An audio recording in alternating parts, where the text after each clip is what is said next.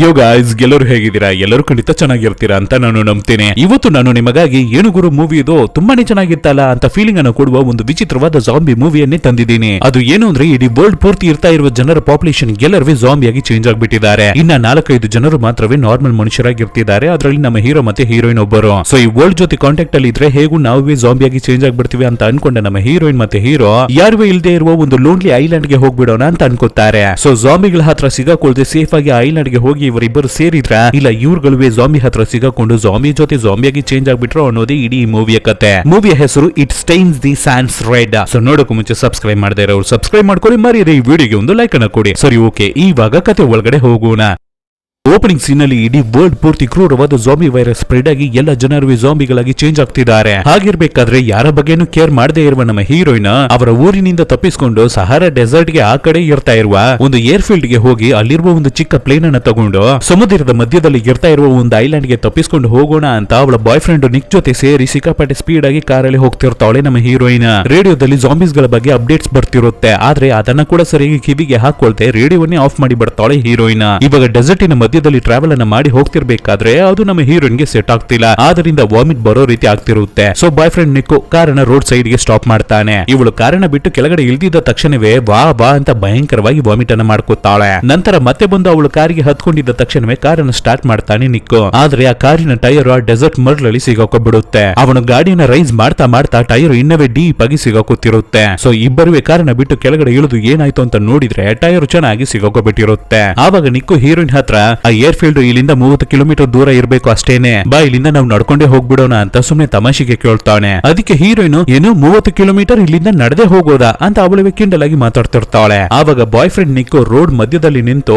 Air field ಅಲ್ಲಿ ಇರ್ತಾ ಇರುವ ಅವನ ಫ್ರೆಂಡ್ ಒಬ್ಬನಿಗೆ ಕಾಲ್ ಅನ್ನ ಮಾಡಿ ಏನಾದ್ರೂ ಹೆಲ್ಪ್ ಅನ್ನ ಕೇಳೋಣ ಅಂತ ಟ್ರೈ ಮಾಡ್ತಿರ್ತಾನೆ. ಫ್ರೆಂಡ್ ಅವನ ಹೆಸರು ಜಿಮ್ಮಿ. ಹಾಗಿರ್ಬೇಕಾದ್ರೆ ಇವ್ರುಗಳಿಗೆ ಆಪೋಸಿಟ್ ಅಲ್ಲಿ ರೋಡ್ ಮಧ್ಯದಲ್ಲಿ ದೂರದಲ್ಲಿ ಒಬ್ಬ ಕೋಟ್ ಶೂಟ್ ಅನ್ನೆಲ್ಲ ಹಾಕೊಂಡು ಕೈಯನ್ನೆಲ್ಲ ಕತ್ತಿಗೆ ಕಟ್ಕೊಂಡು ಟಿಪ್ ಟಾಪ್ ಆಗಿ ಒಬ್ಬ ನಡೆದು ಬರ್ತಿರ್ತಾನೆ. ಮೇ ಬಿ ಇವನಿವೆ ನಮ್ಮ ರೀತಿನೇ ಈ ಡೆಸರ್ಟ್ ಅಲ್ಲಿ ಸಿಕ್ಕಾಕೊಬಿಟ್ಟಿರ್ಬೇಕು ಅಂತ ಅವನನ್ನೇ ಇವ್ರುಗಳು ನೋಡ್ತಿರ್ತಾರೆ. ಆದ್ರೆ ಅವನು ಸ್ವಲ್ಪ ಕ್ಲೋಸ್ ಅಪ್ ಅಲ್ಲಿ ಬಂದ ಮೇಲೆನೆ ಗೊತ್ತಾಗ್ಲಿಕ್ಕೆ ಬರುತ್ತೆ ಅವನೊಬ್ಬ ಜಾಂಬಿ ಅಂತ. ಸೊ ತಕ್ಷಣವೇ ನಮ್ಮ ನಿಕ್ಕು ಕಾರಿಗೆ ಓಡಿ ಹೋಗಿ ಕೈಗೆ ಗನ್ನನ್ನು ತಗೋತಾನೆ. ಆವಾಗ ಅವನ ಕೈಯಲ್ಲಿ ಇರ್ತಾ ಇದ್ದ ಅವನ ಸೆಲ್ ಫೋನ್ ಮಿಸ್ ಆಗಿ ಕೆಳಗಡೆ ಬಿದ್ದೋಗುತ್ತೆ. ಅದನ್ನ ಆಮೇಲೆ ತಗೊಳ್ಳೋಣ ಅಂತ ಫಸ್ಟ್ ಗನ್ನನ್ನು ತಗೊಂಡು ಬಂದು ಜಾಂಬಿಗೆ ಏಮ್ ಅನ್ನ ಮಾಡಿ ಶೂಟ್ ಮಾಡೋದಕ್ಕೆ ಟ್ರೈ ಮಾಡ್ತಾನೆ. ಏನೇ ಶೂಟ್ ಮಾಡಿದ್ರು ಆ ಜಾಂಬಿಗೆ ಏನುವೇ ಆಗ್ತಿಲ್ಲ, ಅದ್ರ ಪಾಡಿಗೆ ಇನ್ನವೇ ಸ್ಪೀಡ್ ಆಗಿ ನಡೆದು ಬರ್ತಿರುತ್ತೆ.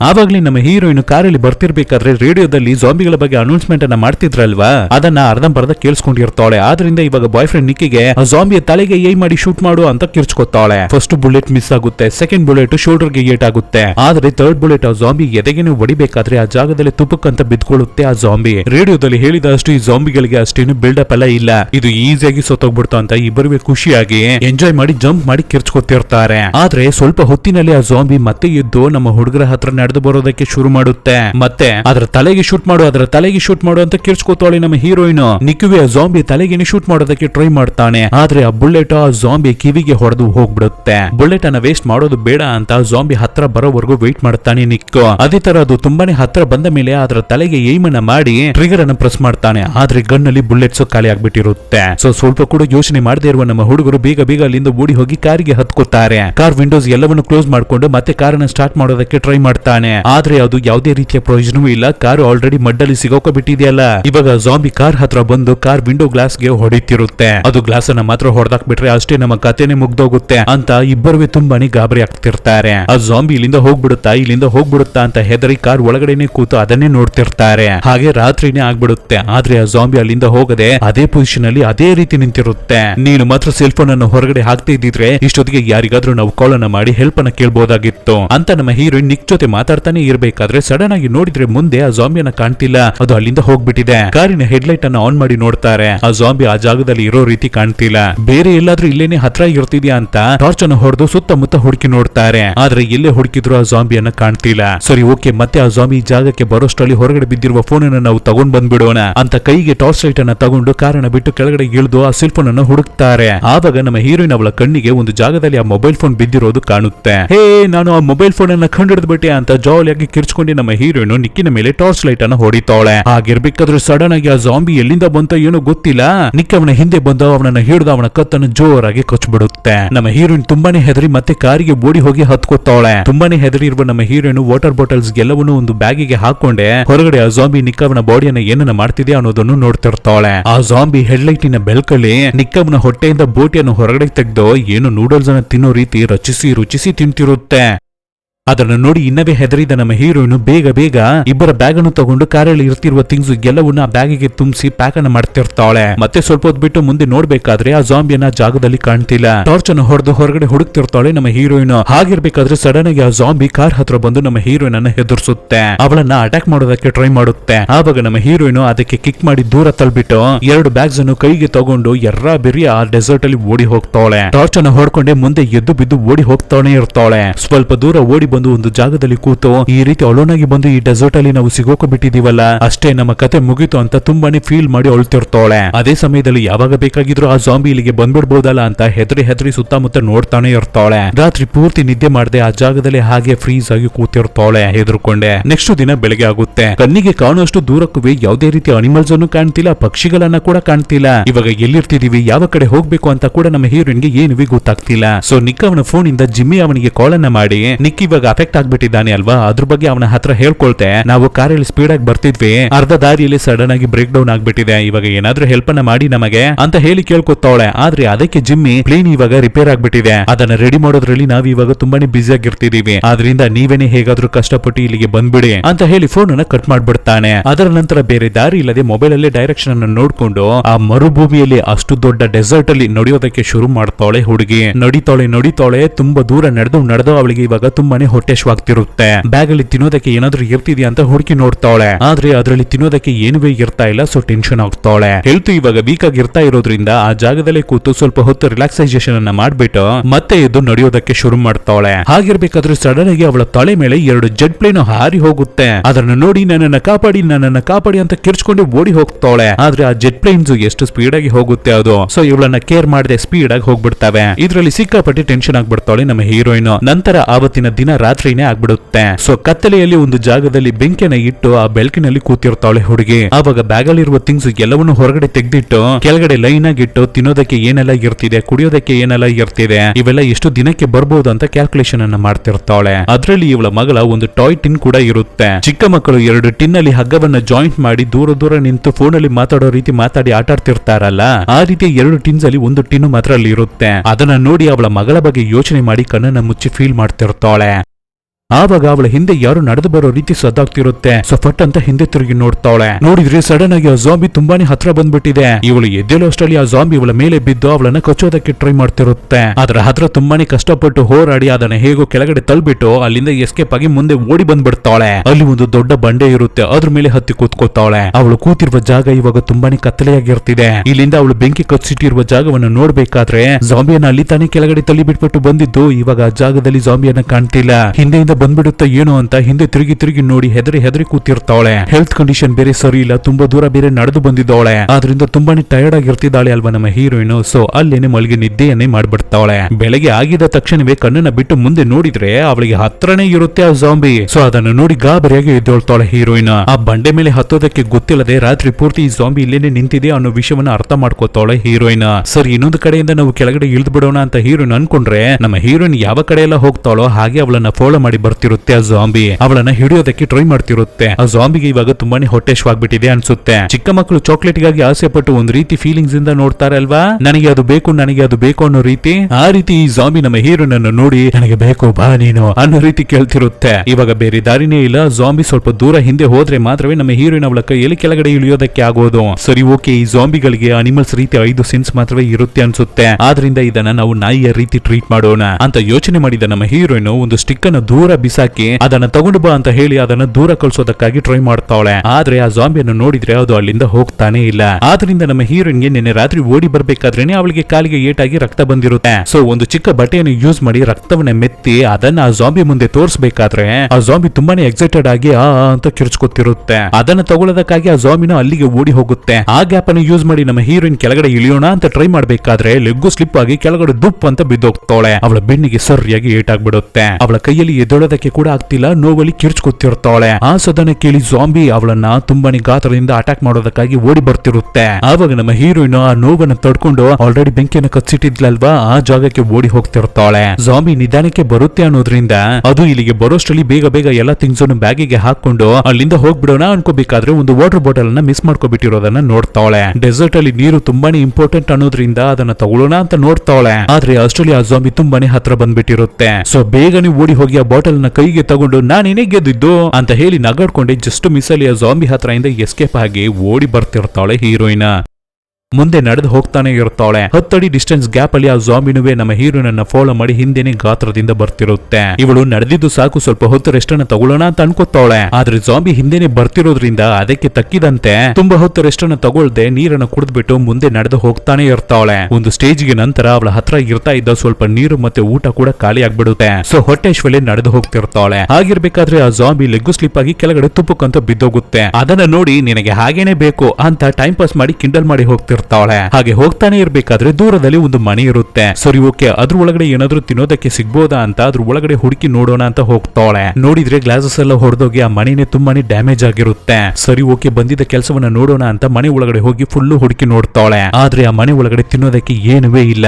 ಯಾಕೆ ಆ ಮನೆಯಲ್ಲಿ ಕುಡಿಯೋದಕ್ಕೆ ಕೂಡ ನೀರು ಇಲ್ಲ. ಆ ಇಡೀ ಮನೆನೇ ಏನೋ ದೊಡ್ಡ ವಾರಲ್ಲಿ ಸಿಗಾಕೊಂಡು ನಾಶವಾಗಿರೋ ರೀತಿ ಇರುತ್ತೆ. ನಂತರ ಆ ಮನೆಯಲ್ಲಿ ಇರ್ತಾ ಇರುವ ಒಂದು ಬೆಡ್ ಮೇಲೆ ಕೂತು ಸ್ವಲ್ಪ ಹೊತ್ತು ಸ್ಮೋಕ್ ಅನ್ನ ಮಾಡೋಣ ಅಂತ ಸಿಗರೇಟ್ ಅನ್ನ ಕಚ್ಚಿ ಹಾಗೆ ಕಣ್ಣನ್ನ ಮುಚ್ಚಿ ಫೀಲ್ ಮಾಡಿ ಸ್ಮೋಕಿಂಗ್ ಅನ್ನ ಮಾಡಿ ರಿಲ್ಯಾಕ್ಸೇಷನ್ ಅನ್ನ ಮಾಡ್ತಿರ್ತಾಳೆ. ಟೈರ್ನೆಸ್ ಅಲ್ಲಿ ಹಾಗೇನೆ ಆ ಬೆಡ್ ಮೇಲೆ ಮಲಗಿ ನಿದ್ದೆ ಮಾಡ್ಬಿಡ್ತಾಳೆ. ಹಾಗಿರ್ಬೇಕಾದ್ರೆ ಆ ನಿದ್ದೆಯಲ್ಲಿ ಅವಳ ಮಗಳು ಬಂದು ಅವಳನ್ನ ಎಪ್ಸೋ ರೀತಿ ಒಂದು ಕನಸು ಬರುತ್ತೆ. ಫಟ್ ಅಂತ ಕಣ್ಬಿಟ್ಟು ಎಚ್ಚರಾಗಿ ನೋಡ್ಬೇಕಾದ್ರೆ ಏನು ವಿಚಿತ್ರವಾದ ಸದ್ದು ಕೇಳ್ತಿರುತ್ತೆ. ಸೊ ನಿಧಾನಕ್ಕೆ ಆ ರೂಮಿನ ಗೆಡ್ಜಿಗೆ ಬಂದು ಹೊರಗಡೆ ನೋಡ್ತಾಳೆ. ನೋಡಿದ್ರೆ ಆ ಜಾಂಬಿ ಹೊಟ್ಟೆ ಹಶುವಿನಿಂದ ಹಾಗೆ ನಮ್ಮ ಹೀರೋಯಿನ್ ಅನ್ನ ತುಂಬಾನೇ ಗಾತ್ರದಿಂದ ಹುಡುಕ್ತಿರುತ್ತೆ. ನಿಧಾನಕ್ಕೆ ಆ ಜಾಂಬಿ ನಮ್ಮ ಹೀರೋಯಿನ್ ಇರ್ತಾ ಇರುವ ರೂಮ್ ಕಡೆಗೇನೆ ಬರ್ತಿರುತ್ತೆ. ಸೊ ಹೆದರಿದ ನಮ್ಮ ಹೀರೋಯಿನ್ ಒಂದು ಸ್ಕ್ರೀನ್ ಹಿಂದ್ಗಡೆ ಇರ್ತಾ ಇರುವ ಬಾತ್ ಟಬ್ ಅಲ್ಲಿ ಹೋಗಿ ಮಲ್ಕೊಬಿಡ್ತಾಳೆ ಹೌಸ್ಕೊಂಡು. ಆ ಜಾಂಬಿ ಕೂಡ ಸ್ಕ್ರೀನ್ ಹತ್ರವೇ ಬಂದ್ಬಿಟ್ಟಿರುತ್ತೆ. ನಮ್ಮ ಹೀರೋಯಿನ್ ಅನ್ನು ತುಂಬಾನೇ ಹುಡುಕ್ತಿರುತ್ತೆ. ಆವಾಗ ನಮ್ಮ ಹೀರೋಯಿನ್ ತುಂಬಾನೇ ಸೈಲೆಂಟ್ ಆಗಿ ಸ್ವಲ್ಪ ಕೂಡ ಬಾಡಿಯನ್ನ ಶೇಕ್ ಮಾಡ್ದೆ, ಯಾಕೆ ಹೊಸರು ಕೂಡ ಬಿಡದೆ ಹಾಗೆ ಮಲ್ಗಿರ್ತಾಳೆ. ಆವಾಗಂತ ನೋಡಿ ಒಂದು ಚೇಳು ನಮ್ಮ ಹೀರೋಯಿನ್ ಅವಳ ಕಾಲ್ ಮೇಲೆ ಹತ್ತಿ ಹಾಗೆ ಹೊಟ್ಟೆ ಮೇಲೆ ಹತ್ತಿ ಅವಳ ಮುಖ ಹತ್ರ ಬರ್ತಿರುತ್ತೆ. ಆದ್ರೆ ಇವಾಗ ಅದನ್ನ ತಲ್ಲಿ ಕೂಡ ಬಿಡೋಕೆ ಆಗದೆ ಹಾಗೆ ಹಳ್ಳನ್ನ ಕಚ್ಕೊಂಡು ಕಂಟ್ರೋಲ್ ಮಾಡ್ಕೊತಿರ್ತಾಳೆ. ನಿಧಾನಕ್ಕೆ ಇವಾಗ ಅದು ಮುಖದ ಮೇಲೆ ಹತ್ತಿ ಅವಳ ಕಣ್ಣಿಗೆ ಹತ್ರ ಹೋಗ್ತಿರುತ್ತೆ. ಹೀರೋಯಿನ್ ಅನ್ನ ಹುಡುಕ್ಬಿಟ್ಟು ಅವಳು ಸಿಗ್ಲಿಲ್ಲ ಅಂದಿದ್ದ ತಕ್ಷಣ ಜಾಂಬಿ ಅಲ್ಲಿಂದ ಹೋಗುತ್ತೆ. ಅದು ಅಲ್ಲಿಂದ ಹೋಗಿದ್ದ ತಕ್ಷಣವೇ ಈ ಕಡೆ ನಮ್ಮ ಹೀರೋಯಿನ್ ನಾನೇ ಜಾಂಬಿ ಹತ್ರ ಇಂದ ತಪ್ಪಿಸ್ಕೊಳ್ಳೋದಕ್ಕೆ ತುಂಬಾನೇ ಕಷ್ಟ ಪಡ್ತಿದ್ದೀನಿ, ನೀನು ಬೇರೆ ಬಂದು ನನ್ನನ್ನು ಕಚ್ಚೋದಕ್ಕೆ ನೋಡ್ತಿದ್ಯಾ ಅಂತ ಆ ಚೇಳಿಗೆ ಒಂದೇ ತುಳಿ ಅಷ್ಟೇ ಅದರ ಕತೆ ಮುಗೀತು. ನಂತರ ನಿಧಾನಕ್ಕೆ ಹೊರಗಡೆ ಬಂದು ಆ ಜಾಂಬಿ ಎಲ್ಲಾದ್ರೂ ಇರ್ತಿದ್ಯಾ ಅಂತ ಹುಡುಕಿ ನೋಡ್ತಾಳೆ. ನೋಡಿದ್ರೆ ಅದು ಇವಾಗ ಅಲ್ಲಿ ಎಲ್ಲುವೇ ಇಲ್ಲ. ಅದು ಇಲ್ಲ ಅಂದಿದ್ದ ತಕ್ಷಣವೇ ಮತ್ತೆ ಡೈರೆಕ್ಷನ್ ನೋಡಿ ನಡೆಯೋದಕ್ಕೆ ಶುರು ಮಾಡ್ತಾಳೆ. ಒಂದು ಜಾಗದಲ್ಲಿ ಕೂತು ನೀರನ್ನು ಕುಡಿತಿರ್ತಾಳೆ. ಇದ್ರ ಮೇಲೆ ನಮ್ಮ ಕೈಯಲ್ಲಿ ನಡೆಯೋದಕ್ಕೆ ಆಗೋದೇ ಇಲ್ಲ, ದೇವ್ರೇ ಕಾಪಾಡು ನನ್ನನ್ನ ಅಂತ ನಮ್ಮ ಹೀರೋನ್ ಅನ್ಕೋತಿರ್ಬೇಕಾದ್ರೆ ಇವಳನ್ನ ಫೇಸ್ ಮಾಡಿ ದೂರದಲ್ಲಿ ಆ ಜಾಂಬಿ ನಡೆದು ಬರ್ತಿರುತ್ತೆ. ಅದನ್ನ ನೋಡಿದ ನಮ್ಮ ಹೀರೋಯಿನ್ ನಾವು ಎಲ್ಲಿಗೆ ಹೋದ್ರು ಈ ಜಾಂಬಿ ನಮ್ಮನ್ನ ಬಿಡ್ತಾ ಇಲ್ವಲ್ಲ ಅಂತ ಅನ್ಕೊಂಡು ತುಂಬಾನೇ ಬೇಜಾರಾಗ್ತಾಳೆ. ಇದ್ರ ಮೇಲೆ ಓಡಿ ಹೋಗೋದಕ್ಕೆ ನನಗೆ ಸ್ಟ್ರೆಂತ್ ಇಲ್ಲ, ಬೇರೆ ದಾರಿನೇ ಇಲ್ಲ, ಈ ಜಾಂಬಿಯನ್ನ ನಾವು ಅಟ್ಯಾಕ್ ಮಾಡಿ ಬಿಡೋಣ ಅಂತ ಯೋಚನೆ ಮಾಡಿದ ನಮ್ಮ ಹೀರೋನು ಕೈಗೆ ಕಲ್ಲು ಬಂಡೆಯನ್ನ ತಗೊಂಡು ಹತ್ರ ಬಂದ್ರೆ ನಿನ್ನನ್ನು ಹೊಡೆದು ಕೊಂದ್ ಬಿಡ್ತೀನಿ ಅಂತ ಆ ಜಾಂಬಿಗೆ ಹೆದರ್ಸಿ ನೋಡ್ತಾಳೆ. ಬಾಯಿಗೆ ಬರೋ ಮಟ್ಟಿಗೆ ಕೆಟ್ಟ ಮಾತಲ್ಲಿ ಆ ಜಾಂಬಿಗೆ ಬೈದು ನೋಡ್ತಾಳೆ. ಒಂದೊಂದು ಸ್ಟೋನ್ ಆಗಿ ತಗೊಂಡು ಅದ್ರ ಮೇಲೆ ಹೊಡೆದು ನೋಡ್ತಾಳೆ. ಆದ್ರೆ ಎಷ್ಟೇ ಏಟನ್ನು ಓಡಿಸ್ಕೊಂಡ್ರು ಆ ಜಾಂಬಿ ಬಿಡ್ತಾ ಇಲ್ಲ. ನಮ್ಮ ಹೀರೋನನ್ನ ಫೇಸ್ ಮಾಡಿ ಮುಂದೆ ಬರ್ತಾನೆ ಇರುತ್ತೆ. ಅದು ತುಂಬಾನೇ ಹತ್ರ ಬರ್ಬೇಕಾದ್ರೇನೆ ಇದೇ ರೀತಿ ಇದಕ್ಕೂ ಮುಂಚೆ ನಡೆದಿದ್ದು ನಿಕ್ಕವನ ಕತ್ತನ್ನ ಕಚ್ಚಿದ್ದು ನೆನಪಿಗೆ ಬರುತ್ತೆ. ತಕ್ಷಣವೇ ಕೈಯಲ್ಲಿರುವ ಕಲ್ಲುಗಳನ್ನ ಕೆಳಗಡೆ ಹಾಕ್ಬಿಟ್ಟು ಬ್ಯಾಗ್ ಅನ್ನು ತಗೊಂಡು ಅಲ್ಲಿಂದ ಎದ್ದು ಬಿದ್ದು ಓಡಿ ಹೋಗ್ತಾಳೆ. ಇದು ನಮ್ಮನ್ನ ಬಿಟ್ಟು ಹೋಗೋದಿಲ್ಲ ಅನ್ನೋದನ್ನ ಅರ್ಥ ಮಾಡ್ಕೊಂಡು ಆ ಜಾಂಬಿಗೆ ಸ್ಮಾಲ್ಸ್ ಅಂತ ಒಂದು ಹೆಸರನ್ನ ಇಟ್ಟು ಅದ್ರ ಜೊತೆ ಮಾತಾಡ್ಕೊಂಡೆ ಹಾಗೆ ಮುಂದೆ ನಡೆದು ಹೋಗ್ತಿರ್ತಾಳೆ. ಅದುವೇ ನಮ್ಮ ಹೀರೋಯಿನ್ ಫಾಲೋ ಮಾಡಿ ಹಿಂದೆ ಒಂದು 10 ಅಡಿ ಗ್ಯಾಪ್ ಡಿಸ್ಟೆನ್ಸ್ ಅಲ್ಲಿ ನಡೆದು ಹೋಗ್ತಿರುತ್ತೆ. ನಾನು ಎಷ್ಟೇ ಮಾತಾಡಿದ್ರು ಅದಕ್ಕೆ ತಿರುಗಿಸಿ ಮಾತಾಡದೆ ಎಲ್ಲವನ್ನು ನೀನು ಕೇಳಿಸ್ಕೊತೀಯ, ಅದೇನೇ ನನಗೆ ನಿನ್ನ ಹತ್ರ ಇಷ್ಟವಾಗ್ತಿರೋದು. ಆದ್ರೆ ನೀನು ಮಾಡುವ ಸದ್ದು ಮತ್ತೆ ನಿನ್ನ ಮೇಲೆ ಬರ್ತಾ ಇರುವ ಸ್ಮೆಲ್ಲೇನೆ ನನಗೆ ಒಂದು ಚೂರು ಇಷ್ಟಾನೇ ಆಗೋದಿಲ್ಲ ಅಂತ ಜಾಂಬಿ ಜೊತೆ ಒಂದು ಫ್ರೆಂಡ್ ರೀತಿ ಮಾತಾಡ್ಕೊಂಡೆ ನಡೆದು ಹೋಗ್ತಿರ್ತಾಳೆ ಹೀರೋಯಿನ್. ಟಯರ್ಡ್ ಆಗ್ಬೇಕಾದ್ರಲ್ಲ ಜಾಂಬಿಗೆ ಹತ್ತೋಕೆ ಆಗದೆ ಇರುವ ಜಾಗದ ಮೇಲೆ ಬಂಡೆ ಮೇಲೆ ಹತ್ತಿ ಕೂತ್ಕೊಂಡು ರೆಸ್ಟ್ ಅನ್ನ ತಗೊಂಡು ಮತ್ತೆ ನಡೆದು ಹೋಗ್ತಿರ್ತಾಳೆ. ಆ ಜಾಂಬಿನ ಅವಳನ್ನ ಫಾಲೋ ಮಾಡಿ ಹೋಗ್ತಾನೆ ಇರುತ್ತೆ. ಆದ್ರೆ ಇವಾಗ ನಮ್ಮ ಹೀರೋಯಿನ್ಗೆ ಆ ಜಾಂಬಿ ಮೇಲೆ ಇರ್ತಾ ಇದ್ದ ಭಯ ಹೋಗಿ ಸೇಫ್ ಆಗಿ ಫೀಲ್ ಮಾಡಿ ಅದ್ರ ಜೊತೆ ಹೋಗ್ತಿರ್ತಾಳೆ. ಕತ್ತಲೆ ಆದ ಮೇಲೆ ಮತ್ತೆ ಒಂದು ಬಂಡೆ ಮೇಲೆ ಹತ್ತಿ ಬೆಂಕಿಯನ್ನ ಕಚ್ಚಿಸಿ ಅವಳ ಪಾಸ್ಟ್ ಬಗ್ಗೆನೂ ಅವಳ ಮಗಳ ಬಗ್ಗೆನೂ ಯೋಚನೆ ಮಾಡಿ ತುಂಬಾನೇ ಫೀಲ್ ಮಾಡ್ತಾಳೆ. ನೆಕ್ಸ್ಟ್ ದಿನ ಬೆಳಗ್ಗೆ ಮತ್ತೆ ನಡೆದು ಹೋಗ್ತಾಳೆ. ಸ್ಮಾಲ್ ಸುವೆ ಅವಳನ್ನ ಫಾಲೋ ಮಾಡಿ ಹಿಂದೆನೆ ಹೋಗ್ತಿರುತ್ತೆ. ಆವಾಗ ಒಂದು ಮರಳಿನ ಬೆಟ್ಟ ರೀತಿ ಇರುತ್ತೆ, ಅದ್ರ ಮೇಲೆ ಹತ್ತಿ ನಡೆಯೋದಕ್ಕೆ ಶುರು ಮಾಡ್ತಾಳೆ. ಸ್ವಲ್ಪ ದೂರ ಅದ್ರ ಮೇಲೆ ಹತ್ತಿ ನಡೆದು ಬಂದಿದ್ದ ತಕ್ಷಣವೇ ಅವಳಿಗೆ ಆ ಏರ್ಫೀಲ್ಡ್ ಹತ್ರ ಬಂದಿರೋ ರೀತಿ ರೀತಿ ಫೀಲ್ ಆಗ್ತಿರುತ್ತೆ. ಸೊ ತುಂಬಾನೇ ಖುಷಿ ಆಗ್ತಿರುತ್ತಾಳೆ. ಹಿಂದೆ ತಿರುಗಿ ನೋಡ್ಬೇಕಾದ್ರೆ ಆ ಜಾಂಬಿನೇ ಇವಾಗ ನಮ್ಮ ಹೀರೋಯಿನ್ ಅನ್ನ ಫಾಲೋ ಮಾಡಿ ಬಂದಿಲ್ಲ. ಅಪ್ಪ ಸದ್ಯ ಖುಷಿ ಅಂತ ಜಾಲಿಯಾಗಿ ನಮ್ಮ ಹೀರೋಯಿನ್ ಹೊರಡೋಣ ಅನ್ಕೋಬೇಕಾದ್ರೆ ಆ ಸಮಯ ಅಂತ ನೋಡಿ ಆ ಜಾಗದಲ್ಲಿ ದೊಡ್ಡ ಮರಳು ಬಿರುಗಾಳಿ ಬೀಸೋದಕ್ಕೆ ಶುರುವಾಗುತ್ತೆ. ಅದರಿಂದ ತಪ್ಪಿಸ್ಕೊಳ್ಳೋದಕ್ಕಾಗಿ ಬಂದಿದ್ದ ದಾರಿಯಲ್ಲೇ ರಿಟರ್ನ್ ಓಡಿ ಹೋಗ್ತಾಳೆ. ಆ ಬಿರುಗಾಳಿಯ ಗ್ಯಾಪ್ ಅಲ್ಲಿ ಆ ಜಾಂಬಿ ಕೂಡ ನಮ್ಮ ಹೀರೋಯಿನ್ ಅನ್ನ ಹಿಡಿಯೋದಕ್ಕೆ ಟ್ರೈ ಮಾಡ್ತಿರುತ್ತೆ. ಇದು ಬೇರೆ ಅಂತ ಜಾಂಬಿಯನ್ನ ಹಿಡಿದು ತಳ್ಳಿ ಬಿಟ್ಬಿಟ್ಟು ಸ್ವಲ್ಪ ದೂರ ಓಡಿ ಹೋಗ್ತಾಳೆ. ಆವಾಗ ಲೆಗ್ ಸ್ಲಿಪ್ ಆಗಿ ಕೆಳಗಡೆ ಬಿದ್ದು ಹಾಗೆ ಅನ್ಕಾನ್ಶಿಯಸ್ ಆಗ್ಬಿಡ್ತಾಳೆ. ಜಾಂಬಿ ಮೇಲೆ ಮಣ್ಣು ಬಿದ್ದು ಅದು ಆಟೋಮೆಟಿಕ್ ಊತಕ್ಕೋಬಿಟ್ಟಿರುತ್ತೆ.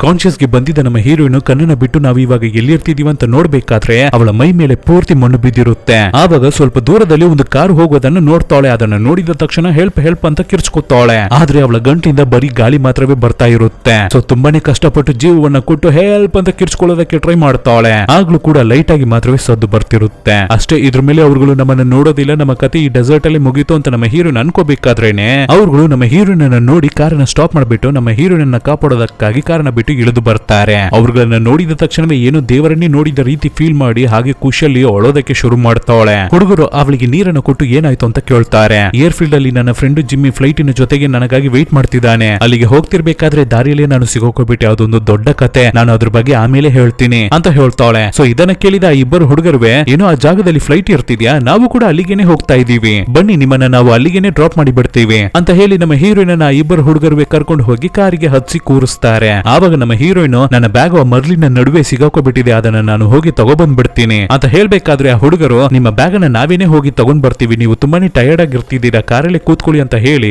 ಅವಳನ್ನ ಕಾರಿನಲ್ಲಿ ಕೂರಿಸ್ಬಿಟ್ಟು ಇಬ್ಬರು ಹುಡುಗರುವೆ ಬ್ಯಾಗ್ ಅನ್ನು ಹುಡುಕಿ ಹೋಗ್ತಾರೆ. ಆವಾಗ ಕಾರಿನಲ್ಲಿ ಇರ್ತಾ ಇರುವ ಎಸಿಯ ಮೇಲೆ ಕೈಯನ್ನ ಇಟ್ಟು ಸ್ವಲ್ಪ ಹೊತ್ತು ಫೀಲ್ ಮಾಡ್ತಾಳೆ. ನಂತರ ಕಾರಿನಲ್ಲಿ ಇರ್ತಾ ಇರುವ ಗ್ಲಾಸ್ ಅಲ್ಲಿ ಅವಳ ಮುಖವನ್ನು ನೋಡಿ, ಹೇಗಿರ್ತಿದೀವಿ ನಾವು ಸೌಂದರ್ಯವಾಗಿ, ಈ ಡೆಸರ್ಟ್ ಬಿಸಿಲಲ್ಲಿ ಸಿಗಾಕೊಂಡು ಲೈಟ್ ಆಗಿ ನಮ್ಮ ಸ್ಕಿನ್ ಟ್ಯಾನ್ ಚೇಂಜ್ ಆಗ್ಬಿಡ್ತು ಅಂತ ಫೀಲ್ ಮಾಡ್ತಿರ್ತಾಳೆ. ಆವಾಗ ಮಿರರ್ ಪಕ್ಕದಲ್ಲಿ ಒಬ್ಬ ತಂದೆ ಮತ್ತೆ ಮಗನ ಫೋಟೋ ಇರೋದನ್ನ ನೋಡ್ತಾಳೆ. ಆ ಫೋಟೋದಲ್ಲಿ ಇರ್ತಾ ಇದ್ದ ಚಿಕ್ಕ ಹುಡುಗನ ಕ್ಯಾಪ್ ಅನ್ನೇ ಇವಾಗ ನಮ್ಮ ಹೀರೋಯಿನ್ ಕಾಪಾಡಿದ ಹುಡುಗ ಕೂಡ ಒಬ್ಬ ಹಾಕೊಂಡಿದ್ದು. ಆದ್ರೆ ಫೋಟೋದಲ್ಲಿ ಇರ್ತಾ ಇರುವ ಅಪ್ಪ ಮತ್ತೆ ಮಗ ಬ್ಲಾಕ್ ಆಗಿರ್ತಿದ್ದಾರೆ, ಕಪ್ಪಿಗಿರ್ತಿದ್ದಾರೆ. ಆದ್ರೆ ನಮ್ಮನ್ನ ಕಾಪಾಡಿದವರು ಇಬ್ಬರು ಕಲರ್ ಆಗಿರ್ತಿದ್ರಲ್ಲ, ವೈಟ್ ಆಗಿರ್ತಿದ್ರಲ್ಲ ಅಂತ ನಮ್ಮ ಹೀರೋಯಿನ್ಗೆ ಡೌಟ್ ಆಗ್ತಿರುತ್ತೆ. ಆವಾಗ ಹಿಂದೆ ತಿರುಗಿ ಬ್ಯಾಕ್ ಸೀಟ್ ಅನ್ನ ನೋಡ್ಬೇಕಾದ್ರೆ ಬ್ಲಡ್ ಸ್ಟೈನ್ಸ್ ಜೊತೆಗೆ ಒಂದು ಜಾಕೆಟ್ ಬಿದ್ದಿರುತ್ತೆ. ಅದನ್ನ ನೋಡಿದ ನಮ್ಮ ಹೀರೋಯಿನ್ ಇಲ್ಲಿ ಏನೋ ಒಂದು ತಪ್ಪಾಗಿರ್ತಿದೆ ಅನ್ನೋದನ್ನ ಅರ್ಥ ಮಾಡ್ಕೊತಾಳೆ. ತಕ್ಷಣವೇ ಕಾರನ್ನ ಬಿಟ್ಟು ಕೆಳಗಡೆ ಇಳಿಯೋಣ ಅನ್ಕೋಬೇಕಾದ್ರೆ ಅಷ್ಟರಲ್ಲಿ ಆ ಇಬ್ಬರು ಹುಡುಗರುವೆ ನಮ್ಮ ಹೀರೋಯಿನ್ ಅವಳ ಬ್ಯಾಗ್ ಅನ್ನ ತಗೊಂಡು ಕಾರಿಗೆ ಬಂದ್ಬಿಡ್ತಾರೆ. ಅವ್ರಗಳ ಹತ್ರ ಎಲ್ಲವೇ ಅವಳಿಗೆ ಗೊತ್ತಾಗ್ಬಿಟ್ಟಿದೆ ಅನ್ನೋದನ್ನ ತೋರಿಸ್ಕೊಳ್ದೆ, ನೀವು ಮಾಡಿದ ಹೆಲ್ಪಿಗೆ ತುಂಬಾನೇ ಥ್ಯಾಂಕ್ಸ್, ಇನ್ ಮುಂದೆ ನಾನೇನೆ ಇಲ್ಲಿಂದ ನಡ್ಕೊಂಡು ಹೋಗ್ಬಿಡ್ತೀನಿ ಅಂತ ಹೇಳಿ ಕಾರನ್ನ ಬಿಟ್ಟು ಕೆಳಗಡೆ ಇಳಿಯೋದಕ್ಕೆ ನೋಡ್ತಾಳೆ.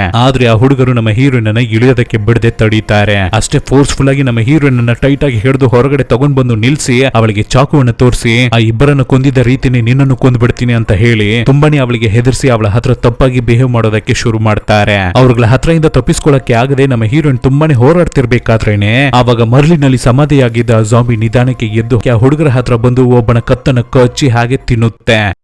ಅದನ್ನ ನೋಡಿ ಹೆದರಿದ ಇನ್ನೊಬ್ಬ ಅಲ್ಲಿಂದ ಎದ್ದು ಬಿದ್ದು ಓಡಿ ಹೋಗಿ ಕಾರನ್ನ ತಗೊಂಡು ಎಸ್ಕೇಪ್ ಆಗ್ಬಿಡ್ತಾನೆ. ಆ ರೀತಿ ಅವನು ಕಾರನ್ನ ಸ್ಪೀಡ್ ಆಗಿ ತೆಗಿಬೇಕಾದ್ರೆ ಕಾರಿನಿಂದ ವಾಟರ್ ಬಾಟಲ್ಸ್ ಜೊತೆಗೆ ಒಂದು ಬಲೂನ್ ಟ್ರಾಲಿ ಕೂಡ ಕೆಳಗಡೆ ಬಿದ್ದೋಗುತ್ತೆ. ಸೊ ಆ ಇಬ್ಬರ ಹುಡುಗರ ಹತ್ರ ಇಂದಾನು ನಮ್ಮ ಹೀರೋಯಿನ್ ಅವಳ ಮಾನ ಮರ್ಯಾದೆ ಮತ್ತೆ ಅವಳ ಜೀವವನ್ನ ಕಾಪಾಡಿದ ಜಾಂಬಿಯನ್ನ ಹೀರೋವಾಗಿ ನೋಡೋದಕ್ಕೆ ಶುರು ಮಾಡ್ಕೊಬಿಡ್ತಾಳೆ ಹೀರೋಯಿನ್. ಅದು ತುಂಬಾನೇ ಕ್ರೂರವಾಗಿದ್ದಾಗಿದ್ರು ಪರವಾಗಿಲ್ಲ, ಈ ಮನುಷ್ಯರಿಗಿಂತ ಅದು ಎಷ್ಟು ಬೆಟರ್ ಆಗಿರ್ತಿದೆ ಅಂತ ನಮ್ಮ ಹೀರೋಯಿನ್ಗೆ ಅನಿಸ್ತಿರುತ್ತೆ. ಕಾರಿಂದ ಕೆಳಗಡೆ ಬಿದ್ದಿದ್ದ ಬಲೂನ್ ಟ್ರಾಲಿಯಲ್ಲಿ ಬ್ಯಾಗ್ಸ್, ವಾಟರ್ ಬಾಟಲ್ಸ್ ಅಂತ ಎಲ್ಲವನ್ನು ಇಟ್ಟು ಹಗ್ಗವನ್ನ ಹಿಡಿದು ಎಳ್ಕೊಂಡು ನಡೆಯೋದಕ್ಕೆ ಶುರು ಮಾಡ್ತಾಳೆ. ಸ್ವಲ್ಪ ದೂರ ಹೋದ ಮೇಲೆ ಒಂದು ಜಾಗದಲ್ಲಿ ಕೂತು, ನನ್ನ ಲೈಫ್ ಅಲ್ಲಿ ಮಾತ್ರ ಯಾಕೆ ಈ ರೀತಿ ಎಲ್ಲ ನಡೀತಿದೆ, ನಾನು ಯಾರಿಗೂ ನನ್ನ ಲೈಫ್ ಅಲ್ಲಿ ಕೆಟ್ಟದನ್ನೇ ಬಯಸಿಲ್ವಲ್ಲ ಅಂತ ಯೋಚನೆ ಮಾಡಿ ತುಂಬಾನೇ ಬೇಜಾರಾಗಿ ಅಳ್ತಿರ್ತಾಳೆ. ಅವಾಗ ಮತ್ತೆ ನೋಡ್ಬೇಕಾದ್ರೆ ಸ್ವಲ್ಪ ದೂರದಲ್ಲಿ ಆ ಜಾಂಬಿ ನಮ್ಮ ಹೀರೋಯಿನ್ ಫೇಸ್ ಮಾಡಿ ಬರ್ತಿರುತ್ತೆ. ಅದನ್ನ ನೋಡಿದ ತಕ್ಷಣ ನಮ್ಮ ಹೀರೋಯಿನ್ಗೆ ಆ ಜಾಂಬಿ ನಮ್ಮನ್ನ ಹಿಂದೆ ಫಾಲೋ ಮಾಡಿ ಬರೋದ್ರಲ್ಲಿ ಕೂಡ ಒಂದು ಅರ್ಥ ಇರ್ತಿದೆ. ಇದು ನಮ್ಮನ್ನ ಫಾಲೋ ಮಾಡಿ ಬರ್ತಿರೋದ್ರಿಂದಾನೇ ನಮ್ಮ ಕೈಲಿ ಇಷ್ಟು ದೂರ ನಡೆದು ಬರೋದಕ್ಕೆ ಆಗಿದೆ. ಅದು ಮಾತ್ರ ನನ್ನನ್ನ ಫಾಲೋ ಮಾಡದೇ ಇದ್ದಿದ್ರೆ ರೆಸ್ಟ್ ಅನ್ನ ತಗೋತೀನಿ ಅಂತ ಹೇಳಿ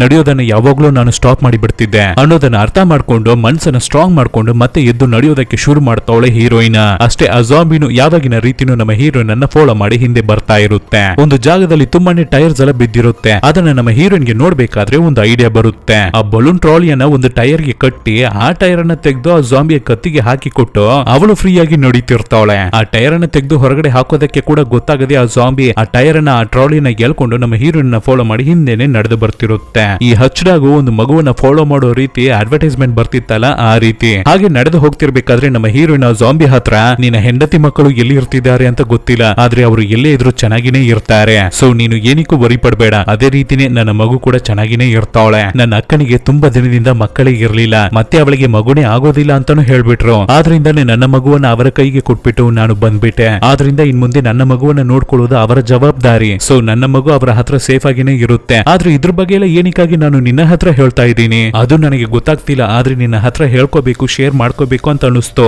ಅಂತ ಅವಳ ಮನಸ್ಸಿನಲ್ಲಿ ಇರ್ತಾ ಇರುವ ವಿಷಯ ಎಲ್ಲವನ್ನು ಆ ಜಾಂಬಿ ಹತ್ರ ಹೇಳ್ಕೊಂಡೆ ಹಾಗೆ ನಡೀತಿರ್ತಾಳೆ. ನಂತರ ಒಂದು ಬಂಡಿಯಲ್ಲಿ ಆ ಜಾಂಬಿಯನ್ನ ಕಟ್ಟಾಕಿಟ್ಬಿಟ್ಟು ಬ್ಯಾಗ್ ಅನ್ನ ತಗೊಂಡು ಅಲ್ಲಿಂದ ಹೋಗೋಣ ಅಂತ ಅನ್ಕೋತಾಳೆ. ಆದ್ರೆ ಅವಳಿಗೆ ಆ ಜಾಂಬಿಯನ್ನ ಅಲ್ಲೇನೆ ಅಲೋನ್ ಆಗಿ ಬಿಟ್ಬಿಟ್ಟು ಹೋಗೋದಕ್ಕೆ ಮನ್ಸೇ ಇಲ್ಲ. ಅದೇ ಸಮಯದಲ್ಲಿ ಆ ಜಾಂಬಿ ಜೊತೆ ಅವಳ ಕೈಯಲ್ಲಿ ಹೋರಾಡ್ತಾನೂ ಇರೋದಕ್ಕಾಗ್ತಿಲ್ಲ. ಹಗ್ಗವನ್ನ ಬಿಚ್ಕೊಟ್ಬಿಟ್ಟು ಅದರ ಹತ್ರ ಹೋಗ್ತಾಳೆ. ಆವಾಗ ಆ ಜಾಂಬಿ ಹಾಗೆ ನಮ್ಮ ಹೀರೋಯಿನ್ ಅನ್ನ ಅಟ್ಯಾಕ್ ಮಾಡೋ ರೀತಿ ಹತ್ರ ಬರುತ್ತೆ, ಕಚ್ಚೋಕೆ ಬರುತ್ತೆ. ಅಲ್ಲೇನೆ ನಿಂತ್ಕೋ, ಸ್ಟಾಪ್ ಅಂತ ನಮ್ಮ ಹೀರೋಯಿನ್ ಸ್ಟ್ರಾಂಗ್ ಆಗಿ ಹೇಳಿದ ತಕ್ಷಣವೇ ನಮ್ಮ ಹೀರೋಯಿನ್ ಅವಳ ಮಾತನ್ನ ಕೇಳ್ಕೊಂಡು ಆ ಜಾಂಬಿ ಹಾಗೆ ಫ್ರೀಸ್ ಆಗಿ ನಿಂತ್ಕೊಬಿಡುತ್ತೆ. ಅಷ್ಟೇ, ಅದೊಂದು ಪೆಟ್ ಅನಿಮಲ್ ರೀತಿ ಚೇಂಜ್ ಆಗ್ಬಿಡುತ್ತೆ ಇವಾಗ ನಮ್ಮ ಹೀರೋಯಿನಿಗೆ.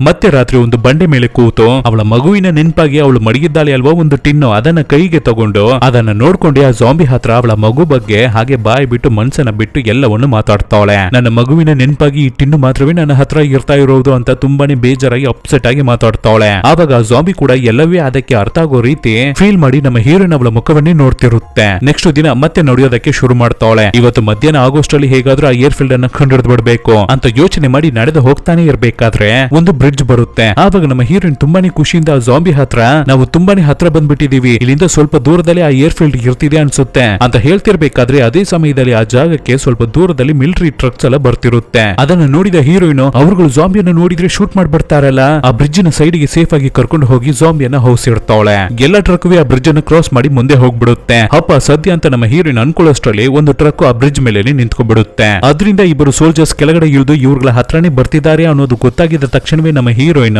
ಕಲ್ಲು ಬಂಡೆಗಳನ್ನ ತೆಗೆದು ಆ ಜಾಂಬಿ ಮೇಲೆ ಇಟ್ಟು ಅದು ಎಸ್ಕೇಪ್ ಆಗದೆ ಇರೋ ರೀತಿ ಅಲ್ಲಿಂದ ಅಲ್ಲಾಡದೆ ಇರೋ ರೀತಿ ಮಾಡಿಟ್ಬಿಟ್ಟು ಇವಳು ಮಾತ್ರ ಎದ್ದು ಹೊರಗಡೆ ಬರ್ತಾಳೆ. ಆ ಸೋಲ್ಜರ್ಸ್ ನಮ್ಮ ಹೀರೋಯಿನ್ ಅನ್ನು ನೋಡಿದ ತಕ್ಷಣ ಶೂಟ್ ಮಾಡೋದಕ್ಕಾಗಿ ಕೈಗೆ ಗನ್ನನ್ನು ತಗೋತಾರೆ. ಆದ್ರೆ ನಮ್ಮ ಹೀರೋಯಿನ್ ಜಾಂಬಿಯಿಂದ ಅಫೆಕ್ಟ್ ಆಗಿಲ್ಲ ಅಂತ ಗೊತ್ತಾಗಿದ್ದ ತಕ್ಷಣವೇ ನೀವು ಈ ರೀತಿ ಹೊರಗಡೆ ಸುತ್ತಾಡ್ತಾ ಇರೋದು ತುಂಬಾನೇ ಡೇಂಜರ್, ಸುಮ್ನೆ ನೀವು ನಮ್ಮ ಜೊತೆ ಟ್ರಕ್ ಅಲ್ಲಿ ಬಂದ್ಬಿಡಿ, ಅದೇನೇ ನಿಮಗೆ ಸೇಫ್ ಅಂತ ಹೇಳ್ತಾರೆ. ಆದ್ರೆ ಅದಕ್ಕೆ ನಮ್ಮ ಹೀರೋಯಿನ್ ನಾನು ನನ್ನ ಹಸ್ಬೆಂಡ್ ಜೊತೆಗೇನೆ ಬಂದಿದ್ದು, ಸೊ ಏನುವೆ ಪ್ರಾಬ್ಲಮ್ ಇಲ್ಲ, ನೀವು ನಿಮ್ಮ ಕೆಲಸವನ್ನ ನೋಡಿ ಹೋಗಿ, ನನಗೆ ಏನು ತೊಂದರೆ ಇಲ್ಲ ಅಂತ ಹೇಳಿ ಅಲ್ಲಿಂದ ಸೋಲ್ಜರ್ಸ್ ಅನ್ನ ಕಳ್ಸೋಕೆ ನೋಡ್ತಾಳೆ. ಅವ್ರುಗಳೇ ಸರಿ ಅಂತ ಟ್ರಕ್ಕಿಗೆ ಹೋಗ್ತಾರೆ. ಆದ್ರೆ ಅವಾಗಂತ ನೋಡಿ ಆ ಜಾಂಬಿ ಅಂತ ಕಿರ್ಚ್ಕೊಂಡು ಎದ್ದು ಹೊರಗಡೆ ಬಂದ್ಬಿಡುತ್ತೆ. ಅದನ್ನು ನೋಡಿದ ಸೋಲ್ಜರ್ಸ್ ಗಾಬರಿಯಾಗಿ ಅದನ್ನ ಶೂಟ್ ಮಾಡೋದಕ್ಕೆ ಟ್ರೈ ಮಾಡ್ತಾರೆ. ಆವಾಗ ನಮ್ಮ ಹೀರೋಯಿನ್ ಅಡ್ಡ ಬಂದು ಅದನ್ನು ಶೂಟ್ ಮಾಡಬೇಡಿ ಅಂತ ತಡಿತಿರ್ತಾಳೆ. ಆದ್ರೆ ಸೋಲ್ಜರ್ಸ್ ಆ ಜಾಂಬಿಯ ಕಾಲಿಗೆ ಶೂಟ್ ಮಾಡಿ ಬಿಡ್ತಾರೆ. ಅದು ತುಪ್ಪಕ್ಕಂತ ಕೆಳಗಡೆ ಬಿದ್ದೋಗುತ್ತೆ. ಜಾಂಬಿಗೆ ಇವಳು ಸಪೋರ್ಟ್ ಮಾಡ್ತಿದ್ದಾಳೆ ಅಂದ್ರೆ ಇವಳಿಗೆ ಕೂಡ ಜಾಂಬಿ ವೈರಸ್ ಅಫೆಕ್ಟ್ ಆಗಿರ್ಬೇಕು ಅಂತ ಹೇಳಿ ಯೋಚನೆ ಮಾಡಿದ ಸೋಲ್ಜರ್ಸ್ ನಮ್ಮ ಹೀರೋಯಿನ್ ಅನ್ನ ಅಲ್ಲೇನೆ ಬಿಟ್ಬಿಟ್ಟು ಅಲ್ಲಿಂದ ಹೊರಟು ಬಿಡ್ತಾರೆ. ಅವ್ರುಗಳು ಅಲ್ಲಿಂದ ಹೋದ ಮೇಲೆ ಎದೆಗೆ ಶೂಟ್ ಮಾಡಿದಾಗ ಕೂಡ ಈ ಜಾಂಬಿ ಎದ್ದು ನಡೆದು ಬಂತಲ್ವಾ,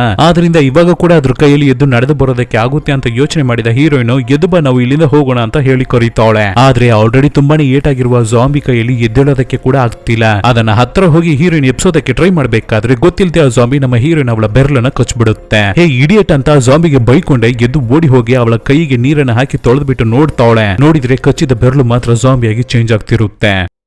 ಸೊ ಫುಲ್ ಆಗಿ ಅಫೆಕ್ಟ್ ಆಗೋಷ್ಟರಲ್ಲಿ ಒಂದು ಕಲ್ಲು ಬಂಡಿಯನ್ನ ಕೈಗೆ ತಗೊಂಡು ಅಫೆಕ್ಟ್ ಆಗಿರುವ ಬೆರಳಿಗೆ ಮಾತ್ರ ಒಡೆದು ಚಚ್ಚಿ ಅದನ್ನ ತುಂಡಾಗಿ ಕತ್ತರಿಸಿ ತೆಗೆದು ಬಿಡ್ತಾಳೆ. ಓ ಮೈ ಗಾಡ್. ನಂತರ ಟೇಪ್ ಅನ್ನ ಕೈಗೆ ಸುತ್ತಕೊಂಡು ದೊಡ್ಡ ಬಂಡೆಯನ್ನ ಎತ್ಕೊಂಡು ಆ ಜಾಂಬಿ ಹತ್ರ ಬಂದು ನೀನನ್ನ ಇಲ್ಲೇನೆ ಹೀಗೇನೆ ಬಿಟ್ಬಿಟ್ಟು ಹೋಗೋದಕ್ಕೆ ಆಗುದಿಲ್ಲ ಅಂತ ಹೇಳಿ ಆ ಜಾಂಬಿ ಕೆನೆಗೆ ಕೈಯನ್ನ ಇಟ್ಟು ತುಂಬಾನೇ ಎಮೋಷನಲ್ ಆಗಿ ಮಾತಾಡ್ಬಿಟ್ಟು ತಗೊಂಡು ಬಂದಿದ್ದ ದೊಡ್ಡ ಬಂಡೆಯನ್ನ ಎತ್ತಿ ಆ ಜಾಂಬಿ ತಲೆ ಮೇಲೆನೆ ಹಾಕಿ ಅದರ ತಲೆಯನ್ನ ಚಿಂದಿ ಮಾಡಿ ಆ ಜಾಂಬಿಗೆ ಕಂಪ್ಲೀಟ್ ಸೈಲೆನ್ಸ್ ಅನ್ನ ಕೊಟ್ಟು ಅಂದ್ರೆ ಅದನ್ನ ಕೊಂದು ಅಲ್ಲಿಂದ ಹೋಗ್ತಾಳೆ. ಇವಾಗ ಫೈನಲ್ ಆಗಿ ಹೇಗೋ ಆ ಏರ್ ಫೀಲ್ಡ್ ಗೆ ಬಂದ್ಬಿಟ್ಟಿದ್ದಾಳೆ ನಮ್ಮ ಹೀರೋಯಿನ್. ಆದ್ರೆ ಆ ಜಾಗದಲ್ಲಿ ಯಾರುವೇ ಇಲ್ಲ. ಹೊರಗಡೆ ಒಂದು ಕಾರ್ ಮಾತ್ರ ಅಲೋನ್ ಆಗಿ ನಿಂತಿರುತ್ತೆ. ಏನುವೆ ಅರ್ಥ ಆಗದೆ ಇರುವ ನಮ್ಮ ಹೀರೋಯಿನ್ ಹೆಲೋ ಅಂತ ಕೂಗ್ತಾಳೆ. ಅವಾಗ ಯಾರೋ ಅವಳಿಗೆ ಏಯ್ ಮಾಡಿ ಶೂಟ್ ಮಾಡ್ತಾಳೆ. ಇದ್ರಲ್ಲಿ ಹೆದರಿದ ನಮ್ಮ ಹೀರೋಯಿನ್ ಕಾರಿಗೆ ಆ ಕಡೆಗೆ ಹೋಗ್ಬಿಟ್ಟು ಹೌಸ್ ಇದು ಯಾರೋದು ಅಂತ ನೋಡ್ತಾಳೆ. ಮೇಲಿಂದ ಯಾರೋ ಒಬ್ಬ ನಿಂತು ಶೂಟ್ ಮಾಡೋದಕ್ಕೆ ಟ್ರೈ ಮಾಡ್ತಿರ್ತಾನೆ. ಅದಕ್ಕೆ ನಮ್ಮ ಹೀರೋಯಿನ್ ಪ್ಲೀಸ್ ನನ್ನನ್ನು ಶೂಟ್ ಮಾಡಬೇಡಿ, ನಾನು ಜಿಮ್ಮಿಯನ್ನ ಹುಡುಕಿ ಬಂದಿದ್ದೀನಿ ಅಂತ ಹೇಳ್ತಾಳೆ. ಅದಕ್ಕೆ ಆ ವ್ಯಕ್ತಿ ಶೂಟ್ ಮಾಡೋದನ್ನ ಸ್ಟಾಪ್ ಮಾಡ್ಬಿಟ್ಟು ನಾನೇನೇ ಜಿಮ್ಮಿ ನೀನು ಅಂತ ಗೊತ್ತಾಗದೆ ನಾನು ಶೂಟ್ ಮಾಡ್ಬಿಟ್ಟೆ, ಎಲ್ಲಿ ನಿಕ್ಕೋ, ಅವನಿಗೆ ಏನಾಯ್ತು ಅಂತ ಕೇಳಿ ತಿಳ್ಕೊಂಡು ನಂತರ ನಮ್ಮ ಹೀರೋಯಿನ್ ಪ್ಲೇನ್ ಇರುವ ಜಾಗಕ್ಕೆ ಕರ್ಕೊಂಡು ಹೋಗ್ತಾನೆ. ಆವಾಗ ಹೋಗೋ ದಾರಿಯಲ್ಲಿ ಲಾಕ್ ಮಾಡಿ ಇಟ್ಟಿರುವ ಒಂದು ರೂಮ್ ಡೋರ್ ಅನ್ನು ತೋರಿಸಿ ಈ ರೂಮಿನ ಒಳಗಡೆ ನಮ್ಮ ಟೀಮ್ ಅನ್ನು ಸೇರಿದ 4 ಜನರು ಜಾಂಬಿಯಿಂದ ಅಫೆಕ್ಟ್ ಆಗ್ಬಿಟ್ಟಿದ್ದಾರೆ. ಸೊ ಆ 4ರನ್ನು ಅದ್ರ ಒಳಗಡೆನೆ ನಾವು ಹೌಸ್ ಇಟ್ಟಿದೀವಿ, ಯಾವುದೇ ಕಾರಣಕ್ಕೂ ಡೋರ್ ಅನ್ನ ಮಾತ್ರ ನೀನು ಓಪನ್ ಮಾಡ್ಬಿಡ್ಬೇಡ ಅಂತ ಹೇಳ್ತಾನೆ. ಆವಾಗ ಫ್ಲೈಟ್ ಅಲ್ಲಿ ಕೆಲಸ ಮಾಡ್ತಿದ್ದ ಪೈಲಟ್ ಇವಾಗ ಫ್ಲೈಟ್ ಹಾರೋದಕ್ಕೆ ರೆಡಿ ಆಗ್ಬಿಟ್ಟಿದೆ ಅಂತ ಹೇಳ್ತಾನೆ. ನಂತರ ಆ ಜಿಮ್ಮಿ ಮತ್ತೆ ಆ ಪೈಲಟ್ ಇಬ್ಬರವೇ ಆ ಫ್ಲೈಟ್ ಅಲ್ಲಿ ಒಂದು ಟೆಸ್ಟ್ ರೈಡ್ ಅನ್ನ ಹೋಗ್ತಾರೆ. ಅವರುಗಳು ರಿಟರ್ನ್ ಬಂದಿದ್ದ ತಕ್ಷಣವೇ ಆ ಫ್ಲೈಟ್ ಗೆ ಹತ್ತಿ ನಮ್ಮ ಹೀರೋಯಿನ್ ಒಂದು ಐಲ್ಯಾಂಡ್ ಗೆ ಹೋಗಿ ಎಸ್ಕೇಪ್ ಆಗ್ಬಿಡಬಹುದು. ನಮ್ಮ ಹೀರೋಯಿನ್ ಇಷ್ಟು ಕಷ್ಟಗಳನ್ನ ಏನಕ್ಕಾಗಿ ಅನುಭವಿಸಿದ್ಲೋ ಅದು ಇನ್ನ ಸ್ವಲ್ಪ ಹೊತ್ತಲ್ಲಿ ನೆರವೇರಲಿದೆ. ಸೊ ಪ್ಲೇನ್ ರಿಟರ್ನ್ ಬರೋದಕ್ಕಾಗಿ ನಮ್ಮ ಹೀರೋಯಿನ್ ವೇಟ್ ಮಾಡ್ತಿರ್ಬೇಕಾದ್ರೆ ಆವಾಗ ಅವಳಿಗೆ ಅವಳ ಮಗಳ ನೆನಪಾಗುತ್ತೆ. ಸೊ ಇಲ್ಲಿಂದ ಹೋಗೋದಕ್ಕೂ ಮುಂಚೆ ಮಗಳ ಜೊತೆ ಒಂದು ಸಲ ಮಾತಾಡ್ಬಿಡೋಣ ಅಂತ ಅಲ್ಲಿರುವ ಲ್ಯಾಂಡ್ ಲೈನ್ ಫೋನ್ ಮುಖಾಂತರ ಟ್ರೈ ಮಾಡ್ತಾಳೆ. ರಿಂಗು ಕೂಡ ಆಗುತ್ತೆ, ಆದ್ರೆ ಆಪೋಸಿಟ್ ಸೈಡ್ ಅಲ್ಲಿ ಆ ಕಾಲ್ ಅನ್ನ ಯಾರುವೇ ಪಿಕ್ ಮಾಡ್ತಿಲ್ಲ. ಮತ್ತೆ ಕಾಲ್ ಅನ್ನ ಟ್ರೈ ಮಾಡ್ತಾನೆ ಇರ್ತಾಳೆ. ಹಾಗಿರ್ಬೇಕಾದ್ರೆ ಫೈನಲ್ ಟೈಮ್ ಅಲ್ಲಿ ಅವಳ ಮಗಳು ಕಾಲ್ ಅನ್ನ ಪಿಕ್ ಮಾಡಿ ಮಾತಾಡ್ತಾಳೆ. ನಾನು ನಿನ್ನ ಅಮ್ಮ ಮಾತಾಡ್ತಾ ಇದ್ದೀನಿ, ನೀನ್ ಇವಾಗ ಏನೆಲ್ಲ ಮಾಡ್ತಿದ್ಯಾ, ಚೆನ್ನಾಗಿದ್ಯಾ ಅಂತ ಕೇಳ್ಬೇಕಾದ್ರೆ ಅದಕ್ಕೆ ಆ ಮಗು ಇಲ್ಲಿ ಏನೋ ಪ್ರಾಬ್ಲಮ್, ದೊಡ್ಡಮ್ಮ ನನ್ನನ್ನ ಬೆಡ್ಡಿನ ಕೆಳಗಡೆ ಹೌಸ್ಕೊಳ್ಳೋದಕ್ಕೆ ಹೇಳಿದ್ರು, ನಾನು ಹೇಳೋವರೆಗೂ ನೀನು ಹೊರಗಡೆ ಬರ್ಲೇಬಾರ್ದು ಅಂತ ರೂಮ್ ಡೋರ್ ಅನ್ನ ಲಾಕ್ ಮಾಡಿಟ್ಬಿಟ್ಟು ಹೊರಗಡೆ ಹೋದ್ರು, ಮತ್ತೆ ರಿಟರ್ನ್ ಬಂದೇ ಇಲ್ಲ ಅಂತ ಹೇಳ್ಬೇಕಾದ್ರೆ ಇದನ್ನ ಕೇಳಿದ ತಕ್ಷಣವೇ ನಮ್ಮ ಹೀರೋಯಿನ್ ಅವರು ಹೇಗಾದ್ರೂ ತಪ್ಪಿಸ್ಕೋತಾರೆ ಅಂತ ತಾನೇ ನಾನು ಅನ್ಕೊಂಡೆ, ಆದ್ರೆ ಇವಾಗ ಯಾವ್ದೋ ದೊಡ್ಡ ಪ್ರಾಬ್ಲಮ್ ಅಲ್ಲಿ ಬಂದ್ಬಿಟ್ಟಿದೆ ಅನ್ಸುತ್ತೆ ಜಾಂಬಿಗಳಿಂದ ಅನ್ನೋದನ್ನ ಅರ್ಥ ಮಾಡ್ಕೊಂಡು ಮಗು ಹತ್ರ ನಮ್ಮ ಹೀರೋಯಿನ್ ನಾನು ಸ್ವಲ್ಪ ಹೊತ್ತಲ್ಲಿ ಆ ಜಾಗಕ್ಕೆ ಬಂದ್ಬಿಡ್ತೀನಿ, ನಾನು ಬರೋವರೆಗೂ ನೀನು ಇವಾಗ ಎಲ್ಲಿ ಇರ್ತಿದ್ಯೋ ಅದೇ ಜಾಗದಲ್ಲಿ ಹೌಸ್ ಇರೋ ಅಂತ ಹೇಳ್ಬಿಟ್ಟು ಕಾರ್ಗೆ ಹತ್ತಿ ಅಲ್ಲಿಂದ ಹೊರಡೋಣ ಅಂತ ಅನ್ಕೋತಾವಳೆ. ಆದ್ರೆ ಆ ಕಾರಿನಲ್ಲಿ ಬೀಗ ಇರೋದಿಲ್ಲ. ಹಾಗಾದ್ರೆ ಆ ಲಾಕ್ ಮಾಡಿ ಇಟ್ಟಿರುವ ರೂಮಿನ ಒಳಗಡೆನೆ ಈ ಕಾರಿನ ಬೀಗ ಇರಬೇಕು ಅನ್ನೋದನ್ನ ಅರ್ಥ ಮಾಡ್ಕೊಂಡ ಹೀರೋಯಿನ್ ಡೋರ್ ಅನ್ನು ಹೊಡ್ಕೊಂಡು ಒಳಗಡೆ ಹೋಗ್ತಾವಳೆ. ನೋಡಿದ್ರೆ ಸ್ಟಾರ್ಟಿಂಗ್ ಅಲ್ಲಿ ತಲೆಗೆ ಏಟಾಗಿ ಒಂದು ಜಾಂಬಿ ಸೊತ್ತೋಗಿ ಬಿದ್ದಿರುತ್ತೆ. ಅವಳಿಗೆ ಅದನ್ನ ನೋಡೋದಕ್ಕೆ ತುಂಬಾನೇ ಭಯವಾಗ್ತಿದ್ರು ಕೂಡ, ಹಾರ್ಟ್ ಬೀಟ್ ತುಂಬಾನೇ ರೈಸ್ ಆದ್ರೂ ಕೂಡ ಅದ್ರ ಪಾಕೆಟ್ ಅಲ್ಲಿ ಕಾರ್ ಬೀಗ ಇರ್ತಿದ್ಯಾ ಅನ್ನೋದನ್ನ ಚೆಕ್ ಮಾಡ್ತಾವಳೆ. ಆದ್ರೆ ಆ ಜಾಂಬಿ ಹತ್ರ ಇಲ್ಲ.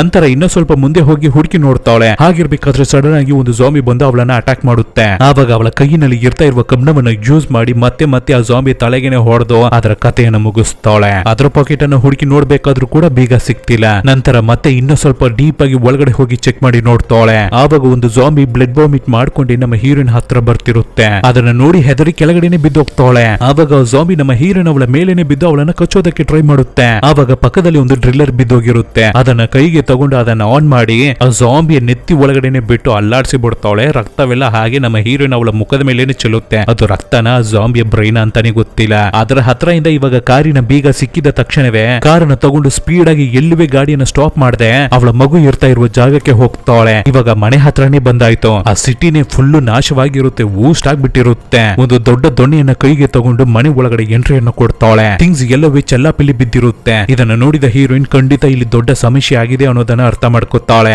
ಸೊ ನಿಧಾನಕ್ಕೆ ಒಳಗಡೆ ಹೋಗಿ ನೋಡ್ಬೇಕಾದ್ರೆ ಅವಳ ಅಕ್ಕನ ಹಸ್ಬೆಂಡ್ ಜಾಂಬಿ ವೈರಸ್ ಇಂದ ಅಫೆಕ್ಟ್ ಆಗಿರೋದ್ರಿಂದ ಯಾರೋ ಅವನ ತಲೆಗೇನೆ ಜೋರಾಗಿ ಹೊಡೆದು ಚಿಂದಿ ಮಾಡಿ ಕುಂದಿರ್ತಾರೆ. ಅದನ್ನ ನೋಡಿ ಶಾಕ್ ಆಗ್ಬಿಟ್ಟು ಹಾಲ್ಗೆ ಬರ್ತಾಳೆ. ಆವಾಗ ವಿಂಡೋ ಗ್ಲಾಸ್ ಅಲ್ಲಿ ನನ್ನನ್ನ ಜಾಂಬಿ ಕಚ್ಬಿಟ್ಟಿರೋದ್ರಿಂದ ನಾನು ಬೇಗನೆ ಜಾಂಬಿಯಾಗಿ ಚೇಂಜ್ ಆಗ್ಬಿಡ್ತೀನಿ, ಆದ್ರಿಂದ ನನ್ನನ್ನ ನಾನೇ ಬೆಂಕಿ ಇಟ್ಟು ಸುಟ್ಕೋತೀನಿ, ಐ ಲವ್ ಯು ಅಂತ ಬ್ಲೆಡ್ ಅಲ್ಲಿ ಬರ್ದಿಟ್ಬಿಟ್ಟು ತನ್ನನ್ನು ತಾನೇ ಬೆಂಕಿ ಇಟ್ಟು ಸುಟ್ಕೋಬಿಟ್ಟಿದ್ದಾಳೆ ನಮ್ಮ ಹೀರೋಯಿನ್ ಅವಳ ಅಕ್ಕ. ಇವನ್ನೆಲ್ಲ ನೋಡಿ ತುಂಬಾನೇ ಶಾಕ್ ಆಗಿ ಮಗುವಿಗೆ ಏನಾಗಿರ್ಬೋದು ಅಂತ ತುಂಬಾನೇ ಗಾಬರಿಯಾಗಿ ಹೆದರಿ ನಿಧಾನಕ್ಕೆ ಮಗುವಿನ ರೂಮ್ ಒಳಗಡೆ ಹೋಗಿ ಬೆಡ್ಡಿನ ಕೆಳಗಡೆ ಹುಡುಕಿ ನೋಡಿದ್ರೆ ಆ ಜಾಗದಲ್ಲಿ ಮಗು ಇರ್ತಾ ಇಲ್ಲ. ಎಲ್ಲೇ ಹುಡುಕಿದ್ರು ಮಗುವನ್ನ ಕಾಣ್ತಿಲ್ಲ. ಸೊ ಮಗುವಿನ ಹೆಸರನ್ನ ಹೇಳಿ ಕೂಗಿ ಹುಡುಕಾಡ್ತಿರ್ತಾಳೆ ಹೀರೋಯಿನ್.